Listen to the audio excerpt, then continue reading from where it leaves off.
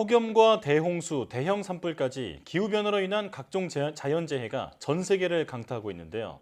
이렇게 재해가 급증한 데는 대기 중 이산화탄소 급증이 가장 큰 원인으로 꼽히고 있습니다. 네, 그런데 이산화탄소 농도가 최근 들어서 더 급격하게 상승하고 있다고 하는데요. 오늘 날씨학개론에서는 이산화탄소 농도 상승에 대해 알아보도록 하겠습니다. K웨더 반기성 센터장 모셨습니다.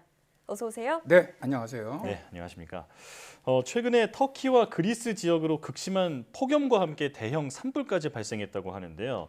이게 앞서 저희가 언급했듯이 최근 연이어서 발생하는 이런 기후변화가 지구온난화 때문인 거죠? 네, 그렇습니다. 최근에 아주 극심한 지구의 자연재난에 대해서 안토니오 구테우스 유엔 사무총장이죠.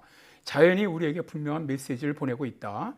기후변화가 심해지고 있다. 폭염, 대홍수, 대형 산불, 가뭄은 더 빈번해지면서 더 강해지고 있다. 바다는 뜨거워지고 산성화되면서 해양 생태계를 파괴하고 있다. 그리고 지금 코로나 바이러스가 맹위를 떨치면서 인류의 건강과 생태에 해를 끼치고 있다. 시급히 기후변화를 저지하고 환경을 보존하는 노력을 해야 한다라고 말할 정도로 아주 심각한 기후위기 시대에 우리가 지금 살고 있는데요. 네. 이런 기후위기를 가져오는 가장 큰 원인이 바로 인류가 무분별하게 배출한 이산화탄소 농도가 증가하고 있기 때문입니다. 예.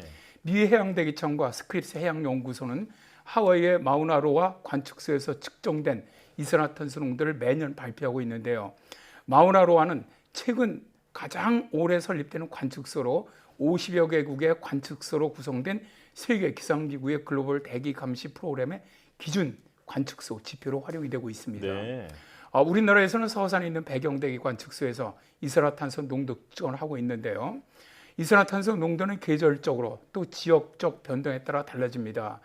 연중에서 농도가 가장 높을 때가 초목 성장이 되기로부터 이산화탄소를 흡수하기 전, 그러니까 북반구 봄철에 가장 높게 나타나고요. 네. 그리고 여름에 접어들면서 점차 수치는 낮아집니다. 이산화탄소 농도는 공기 분자 100만 개 중 이산화탄소가 몇 개인지를 표시하는 것이죠. 산업화가 시작될 때 280 ppm이었고 1958년 하와이 마우나로아 산에서 처음 측정했을 때 315 ppm이었고요. 1986년에 350 ppm을 넘었습니다. 예. 이산화탄소가 계속 그 농도가 점차 증가하자 세계적인 기상학자인 제임스 헨스는 2008년에 이산화탄소 농도가 350 ppm 수준에서 관리되어야 한다고 말하면서 마지막 경고라는 광고를 많은 나라의 주요 신문에 내기도 했습니다. 그런데 그의 수치가 385 ppm이었는데 불행히도 5년 뒤인 2013년에 400 ppm을 넘었습니다. 2013년에 처음으로 400 ppm을 돌파한 이후 지금 지속적으로 증가하고 있는데요.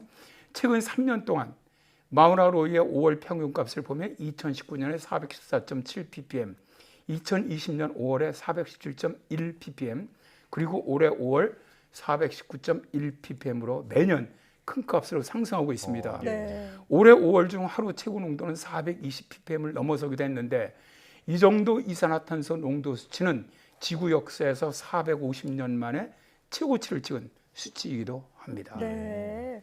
지구 역사에서 무려 450만 년 만에 최고치를 기록했다고 하셨는데요. 이건 어떤 의미라고 보면 될까요? 일단 미 해양대기청이 이 대기 중에 포함된 이산화탄소 농도를 갖다 7월 7일에 공개를 했습니다. 네.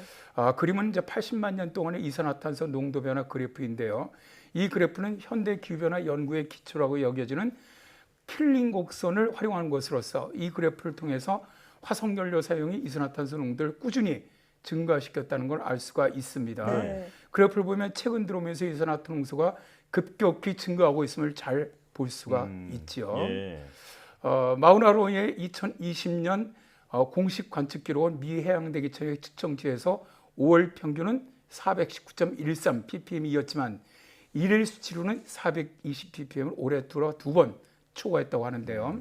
작년에 코로나19로 인해서 이동 제한, 또 산업체 가동 중단 등으로 에너지 부분에서 이산화탄소 배출량이 1940년대 이후 가장 큰 폭으로 감소했음에도 네. 지구의 대기 중 이산화탄소 농도는 심각하게 증가하고 있는 겁니다. 미 해양대기청은 지구의 이산화탄소 농도가 420 ppm보다 높았던 시기는 지금으로부터 약 450만 년 전이죠. 신생대 제3기 후반에 해당하는 플라이 5세 시기로 당시 지구의 평균 기온은 산업화 이전보다 7도 이상 높았고요. 해수면도 24m 정도 더 높았다고 합니다. 네. 예. 자, 그런데 말씀하신 것처럼 코로나19 때문에 에너지 부분에서의 그 이산화탄소 배출량이 크게 줄어든 적이 있었는데 그 이후에 지금 이산화탄소의 농도가 계속 증가하고 있는 원인은 뭔가요? 일단 에너지 부분에서 이산화탄소 사용은 줄었어요. 근데 이게 이제 우리 일상생활에서의 이산화탄소 배출량이 오히려 증가했다는 것이죠. 이게 이제 가장 큰 원인이고요. 예.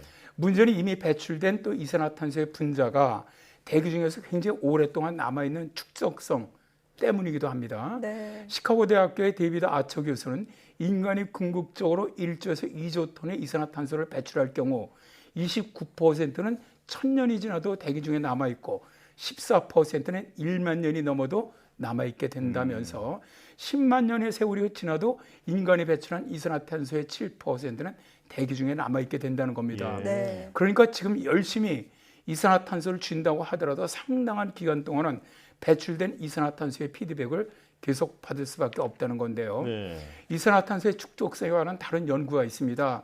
독일과 스위스 과학자들의 모델에 따르면 배출 이산화탄소의 35에서 55%는 100년 이후까지, 28%에서 48%는 200년 이후까지, 15%는 1000년 이후까지 남아있게 된다는 겁니다. 네. 이런 오랜 수명 때문에 인간이 배출한 이산화탄소는 계속 쌓여가면서 대기 중의 농도를 끌어올릴 수밖에 없다는 것이죠. 그렇군요. 이미 그동안 너무 많은 이산화탄소가 배출이 됐고 또 그것이 지금까지도 축적이 되어 있기 때문에 그 영향을 계속해서 받을 수밖에 없다라는 말씀이시군요. 자, 대기 중에 이산화탄소 농도가 높아지면 높아질수록 기온 상승 같은 기후 위기는 더 심각해질 텐데요. 자, 그렇게 되면 지금의 기후 변화 대책을 다시 바꿔야 하는 건 아닐까요? 네, 이게 이제 2018년 유엔 기후 변화 협약 당사국 총회가 인천에서 열렸습니다. 네. 당시 이제 평균 기온 상승을 1.5도 이내에서 억제하자고 결의를 했던 것은 네. 1.5도 상승이 티핑 포인트라고 보기 때문입니다. 이 기온 이상 상승하게 되면 지구의 기후 재앙은 인류가 통제할 수 없는 상태로 발생을 하고 하나의 재앙이 다른 재앙을 연속적으로 부르는 상태가 될 것이라는 것이죠. 예. 대개 지금까지는 2030년 정도가 되면 1.5도 상승으로 보고 있고요. 2030년까지 탄소 배출량을 50% 이상 줄여야 한다고 해온 게 바로 이 때문인데요. 네. 세계기상기구가 5월 27일 발표한 업데이트를 보면은 적어도 향후 5년 이내 연평균 지구 기온이 일시적으로라도 산업혁명 이전 수준보다 1.5도 높은 수준에 도달할 확률이 약 40% 정도가 되고 있고 이런 확률은 시간이 지남에 따라 증가하고 있다고 밝혔는데요. 영국의 매트 오피스는 2021년에서 2025년 사이에 최소한 1년 이상 역대 최고 온도가 될 가능성이 90%에 달한다고 발표하기도 했습니다. 네. 이런 기온 상승이 일어나면서 고위도 지역에서 대홍수, 대서양에서 허리케인이 평균보다 늘어날 것이라고도 밝혔는데요. 이번에 발표된 연례 업데이트는 국제적으로 인정받는 기후과학자들의 전문 지식과 함께 세계 유세 기후센터의 최고 예측 시스템을 활용하면서 의사결정자들에게 실현 가능한 정보를 제공하는 그런 자료이기도 합니다. 네. 자, 그러니까 정리하자면 그 과거의 예상보다도 더 빨리 기온 상승이 이루어지면서 더 극심한 기후 재앙이 발생한다 이런 말이군요. 네, 그렇습니다. 세계기상기구 사무총장이죠. 패트리 타울라스 세계기상기구 사무총장은 온도의 증가는 더 많은 얼음이 녹고 해수면이 높아지고 더 많은 폭염과 다른 극한기후가 발생을 하면서 식량 안보, 건강, 환경 그리고 지속 가능한 개발에 더 큰 영향을 미친다는 것을 의미한다. 네. 우리의 이번 업데이트는 높은 수준의 과학기술을 통해서 우리가 측정 가능하고 무시할 수 없을 정도로 기후변화에 관한 파리협정의 낮은 목표치에 가까워지고 있다는 것을 보여준다. 네. 세계가 온실가스 배출을 줄이고 탄소 중립을 달성하기 위한 약속을 빨리 시작해야 한다라고 경고하고 나섰는데요.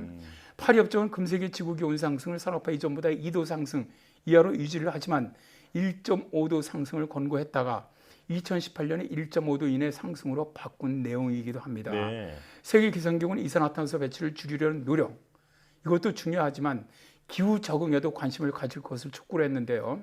현재 세계기상기구 193개 회원국 가운데 겨우 절반 정도의 나라만이 악기상 최첨단 조기용보를 구축하고 있다고 해요. 예. 네. 기후재앙 예측이 어려운 국가에 대한 기술, 비용 지원이 필요하다는 것이고요.